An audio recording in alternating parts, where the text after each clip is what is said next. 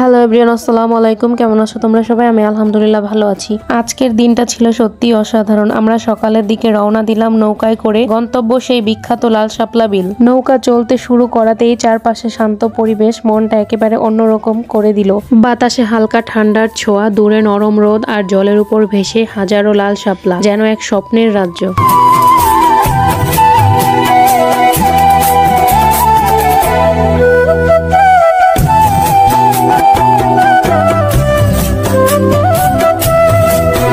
যত এগোতে থাকলাম ততই চোখে পড়তে লাগলো রঙের এক বিস্ফোরণ। লাল, সাদা আর হালকা গোলাপি শাপলায় ভরে গেছে পুরো বিল। মনে হচ্ছিল জল নয়, ফুলের মাঝে নৌকা চলছে, পাখিরা উড়ে যাচ্ছে ওপরে, আর জল তাদের প্রতিবিম্ব যেন ছবির মতো লাগছে। আমরা নৌকা থামিয়ে কয়েকটা ছবি তুলছিলাম, আর আমি এখান থেকে অনেকগুলো শাপলা তুলে নিচ্ছিলাম। আমি নৌকায় গেলেই আমার শাপলা তুলতে অনেক মন চায়, কেন যেন জানি না। আমার বাড়ি থেকে আমাকে অনেক বকাবকি করে যে শাপলাগুলো আমাদের নষ্ট করতে হয়, তাও আমার কেন যেন শাপলাগুলো তুলতে খুব ভালো লাগে। অনেকগুলো শাপলা এক জায়গায় কইরা বাইন্দা পরে ছবি তুলতে ভালো লাগে, আর এমনিতে ওইটা তোড়া বানাইতে আমার খুব ভালো লাগে, শাপলা ফুলের তোড়া। তাই আজকেও তার ব্যতিক্রম হয় না। আমি বিলে যাই, এই প্রথমে শাপলা তুলতাছিলাম, এগুলা দিয়ে মালা বানাবো দীক্ষা, না সরি মালা না, হচ্ছে তোড়া বানাবো দীক্ষা। আমার ভাইও দিকে চিলাফালা শুরু করছে। আজকে মেইন কাজ হচ্ছে আমরা গেছিলাম শাপলা তোলার জন্য। একটা কথা আছে না যে বাড়ির পাশের মানুষ হজ পায় না, এরকম একটা অবস্থা আমাদের। আমগো বাড়ির লগে এত শাপলা, অথচ আমরা কিন্তু শাপলা খাই না 12 বছরও একদিন, এমন একটা অবস্থা। তো মারে কইতাছিলাম কয়দিন ধরে শাপলা খামু, তো মা বলছে যাও খাইলে তুইলা নিয়ে আসো। যাইতে যাইতে হঠাৎ করে আবার ইউনিক একটা ফুলের দিকে চোখ গেল। এগুলারে কারা কি নামে চিনেন জানি না, আমরা কিন্তু এগুলারে কলমি ফুল বলি। এগুলা কলমি ফুল, খুবই সুন্দর ফুল, ফুলগুলো অনেক ভালো লাগতাছিল। তো আমি আবার আজাইরা মানুষ যাই কয়েকটা কলমি ফুল তুইলা নিয়ে আসলাম।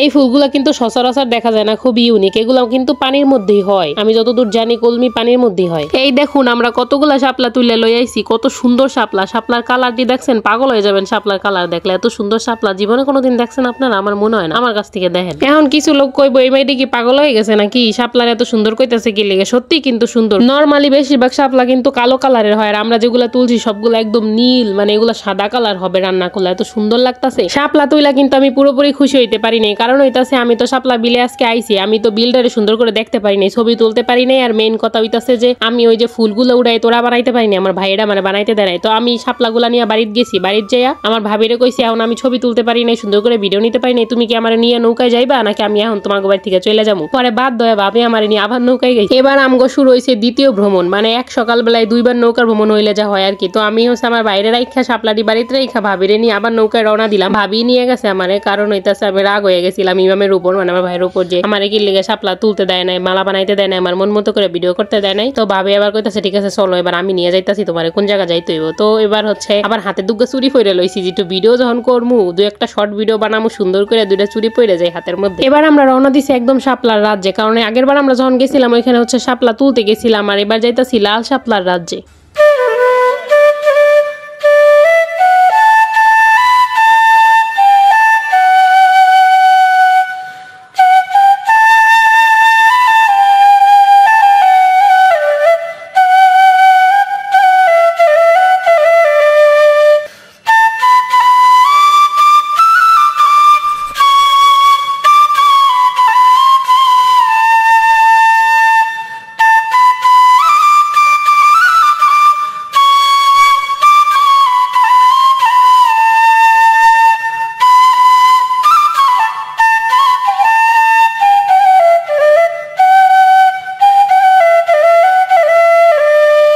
সকালের হালকা রোদে নৌকা নিয়ে আমরা যখন রওনা দিলাম, চারপাশে কুয়াশার আস্ত এক পর্দা ছিল। ধীরে ধীরে সেই কুয়াশা সরে যেতে লাগলো, আর চোখের সামনে উন্মোচিত হতে লাগলো স্বপ্নের মতো এক দৃশ্য। চারদিকে অসংখ্য লাল ফুল, সাদা ফুল ভাসছে জলের বুকে। নৌকার ছালাদ ছালাদ শব্দের সঙ্গে মিশে যাচ্ছিল পাখির ডাক, বাতাসে ছিল ফুলের হালকা গন্ধ। মনে হচ্ছিল প্রকৃতি যেন নিজের হাতে রং তুলিতে আঁকছে এক অপূর্ব দৃশ্য।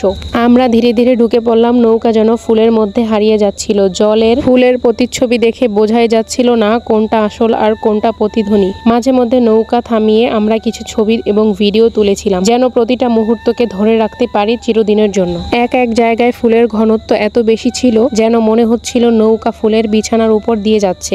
এত সুন্দর মুহূর্ত ধরে রাখার জন্য আমি দিছিলাম আমার ভাবিরে কখন ছবি তোলার জন্য, কিন্তু হেতি বেডি ছবি তো তোলে নাই, সব ডুক করছে ভিডিও। আর ছবি তুলছে ঠিকই, এভাবে ক্লিক ক্লিক করে কয়েকটা ছবি তুলছে। আমি এই ছবি তোলার জন্যই তারে আবার নাকি নিয়ে আইছি ওইখান থেকে। এত কষ্ট করে আবার তারে নিয়ে আইলাম, প্রথমে একবার আইলাম, তারপর আবার যে তারে নিয়ে আইলাম। তারপর আর কি তা আমি ছবিগুলো দেখা তোমার মাথায় রক্ত উঠে গেল। আমি কইলাম যাও তুমি সামনে যাও, আমি তোমার ছবি তুলে দিই, দেখো কিভাবে ছবি তুলতে হয়। যেরকম কাজ সেরকম ফল। সে কইতাছে আমি ছবি তুলবো না, আমি তো ছবি তোলার প্রিপারেশন নিয়ে আসি নাই, আমার জামা বালা না, আমার এই বালা না। আমি কই চুপ করে সামনে যাই দাঁড়াও, আমি সব বালা করে দিতাছি। ওই যেরকম আমার ছবি না তুলে ভিডিও করে দিছিল, সেম সেম আমি অরও খালি ভিডিও করছি, কোনো ছবি টবি তুলে দিই। এইটা হলো বাড়ি যাওয়ার পরও টের পাইছে। এরপর আমরা নামছিলাম আরাকখান যুদ্ধে। এটা হইতেছে আমার তাহমিনাফু কইছিল, জানি না তাহমিনাফুরে কয়জন চিনবা, অবশ্যই কিছু মানুষ চিনবা। হে কইছিল এখন মালা বানাইয়া ভিডিও বানাই দিতে তারে, ঠিক আছে। এই মালার পিছে আমরা এত খাটা খাটছি, অথচ শেষমেশ দেখো মালার অবস্থা। রাগ হইয়া সাথী কইলো দাও মালা আমার হাতে দাও, আমি মালাটা একটু মাথায় করে দিই কেমন অবস্থা। কিন্তু সত্যি কইতে মালা যদি বালা না হয়, মাথায় দিক আর অন্য কোথাও দিক সুন্দর তার দেখা যাইব না, তাই না? আমরা এই মালার পিছে বহুত খাটছি, সত্যি কথা বহুত খাটছি, কিন্তু মালাটা মালার মতো বানাইতে পারিনি। মানে তাহমিনাফু যেমনে বানাইতে কইছিল তার মানে চারপাশ দিয়েও যায় না, এরকম একটা অবস্থা। মানে ও সুন্দর করে একটা মালা বানাইতে কইছিল, কিন্তু তার কিছুই হয় না। অথচ এই মালা বানাতে যাই আমার হাতের অবস্থা, গায়ের অবস্থা এত নোংরা হয়ে গেছে কি কমু। সব এই তাহমিনাফুর দোষ। এত সুন্দর জায়গায় ঘুরতে গেছি, কিছু ছবি তুলমু তা না, তার মালা বানাতে যেয়ে পুরো জামা কাপড় হাত সব নষ্ট হয়ে গেছে। কিন্তু যাই কই, এমন জায়গায় গেলে কার উপরই মন খারাপ থাকে না, মনটা একদমই ভালো হয়ে যায়। এত সুন্দর জায়গা দেখলে, এত সুন্দর চারপাশটা লাল নীল সবুজ। এইটা মনে হয় একটু বেশি কয়ে গেল, সবুজ তো আর ফুল নাই, তাতে কি হয়েছে, সবুজ তো ওই যে ফানগুলা তো সবুজই। এইগুলা দেখলে মনটা এমনি ভালো হয়ে যায়, কার উপর আর কোনো রাগ থাকে না। যাই হোক, আমিও সাথীর উপর আর রাগ না দেখাইয়া কইলাম যে তাইলে আমার আর কয়েকখান ছবি তুলে দাও, ছবিগুলো আগের যখন নষ্টই করছো আরো কয়েকখান ছবি তুলে দাও। দেখো কিন্তু হেই মাতারি কিন্তু হেই কামি করছে, এই রে কয় বরিশাল্লা মাতারি কিন্তু আমার ঠিকই সেই আবার আগের মতো ভিডিও করে দিছে আর এই সাইজেরই ছবি তুলে দিছে। এর নিয়ে যে আমি কই যামু, হ্যাঁ আর আমি কইতারি না।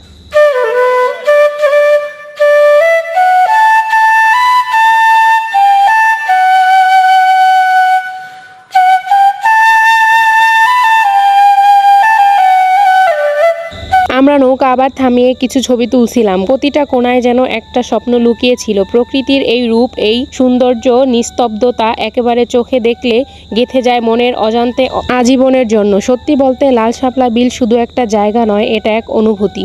এখানে এলে বোঝা যায় প্রকৃতি কতটা সুন্দর আর কতটা শান্তিময় হতে পারে। এক সময় হালকা বাতাসে জলের ঢেউ উঠলো আর তাতে দুলছে হাজারো লাল শাপলা। সূর্যের আলো পরে প্রতিটা ফুলে ঝিলমিল আলো দিচ্ছিল মুক্তার মতো। প্রকৃতির এই রূপে যেন মনটা ভরে উঠেছিল, মনে হচ্ছিল এ যেন প্রকৃতির এক টুকরো স্বর্গ। এখন হইতাছে এই জায়গাটা স্বর্গ হোক বা নরক হোক, জায়গা থেকে আমাকে তো বাড়িতে ফিরতে হইব, কারণ অলরেডি রোদ উঠে গেছিল আর রোদিতে সবডির মাথা একদম চান্দি ফাইটা তিলা হয়ে যাইতাছিল। এই জন্য আমরা আবার বাড়ির দিকে রওনা হইলাম। আবার হইতাছে সাথী আয়রারে রাই খাইছে, আয়রা আবার ঘুম থেকে উঠে হয়তো কান্নাকাটি করবো, কারণ আমরা সকাল সকাল চলে গেছিলাম নৌকা ভ্রমণে আর মোটামুটি অনেকটা দূর গেছিলাম। আজকে যদি সাথীরে নিয়ে নৌকায় না যাইতাম তাহলে বুঝতেই পারতাম না যে বরিশাল্লা মাতারি নৌকাও খোঁচাইতে পারে।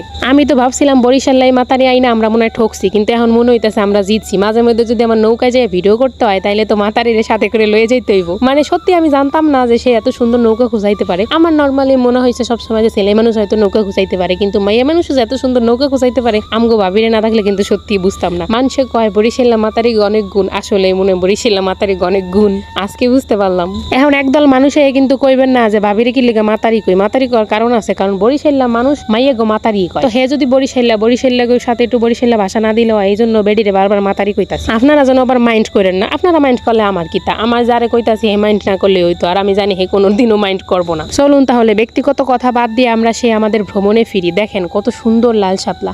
আমার তো প্রথমেই যেটা কইছি, আমি লাল শাপলা বিলে গেলে আসলে নৌকা খোঁচানোর থেকে বেশি, ফুল দেখার থেকে বেশি আমার ইন্টারেস্ট থাকে আমি শাপলা তুলবো। এই জন্য মা প্রত্যেকবারই আমরা নৌকা থেকে গেলে আমাদের বকাবকি করে, কিনলে এতগুলা শাপলা উড়াই নিয়ে আইছি, এতগুলা শাপলা ফেলানো যাবে। এমনকি আমার ভিডিও দেখে আমার হাজব্যান্ডও আমার বহে, কিনলে গিয়ে আমি এতগুলা শাপলা উড়াই লই আইছি। কিন্তু হ্যাঁ আমি কেমনে বুঝাই, এত সুন্দর শাপলা দেখলে হাত খালি চুলচুল করে শাপলাটি তোলার জন্য। সত্যি বলছি আমার খুবই ভালো লাগে শাপলা তুলতে। আমি জানি এগুলো হয়তো ঠিক না, তবে এগুলো কিন্তু একদমই ফেলানি যায় না। আমরা এগুলো আইনা প্রত্যেকবারই আমি যতবার নৌকায় গেছি শাপলা আইনে এগুলোর কিন্তু আমাদের পুকুরের মধ্যে ফেলাইছি। আর আমগো পুকুরের মাছটি কিন্তু এই শাপলা খুব ভালো করে খায়, সেকেন্ডের মধ্যে সব শাপলাটি খায় একদম সাফ করে লাই। আমি জানি না ওগো শাপলা তো কি লেগে পছন্দ, তোলা শাপলা যদি পুকুরের মধ্যে ফেলানো হয় মাছে কিন্তু এগুলো খাইয়ে ফেলায়। আচ্ছা আমি আপনাকে আরেকটা উপকার করি, আপনারা কেউ যদি এই শাপলা বিলে চাইলে আইতে চান তাইলে চলে আসবেন কোটালীপাড়া সুয়াগ্রাম বাজারে। সুয়াগ্রাম বাজারে যাইতে হইব না, বাজারের আগে নামলে হইব। তো হইতাছে যদি কেউ আইতে চান কোটালীপাড়া গোপালগঞ্জ সুয়াগ্রাম চলে আসবেন। ফ্রি নৌকা সার্ভিস দিব, নৌকা আমাদের, আপনাদের কোনো সমস্যা নাই, নৌকা চাইলে দিয়ে দিব। আপনারা যে যাইতে চান চলে আসবেন আমাদের বাড়িতে। আর আজকের ভিডিওটা এখানেই শেষ করবো। যে ভিডিওটা তখন দেখলেন অসংখ্য ধন্যবাদ। আর আপনাদেরও আমাকে ধন্যবাদ দেওয়া উচিত, কারণ আপনাদের আমি এত সুন্দর একটা ভিডিও উপহার দিছি। যাক, আপনাদের ধন্যবাদ দিতে হবে না, আপনারা একটা কাজ করেন, ভিডিওতে একটা লাইক, একটা কমেন্ট আর একটা সাবস্ক্রাইব করে দিয়েন, বুঝছেন।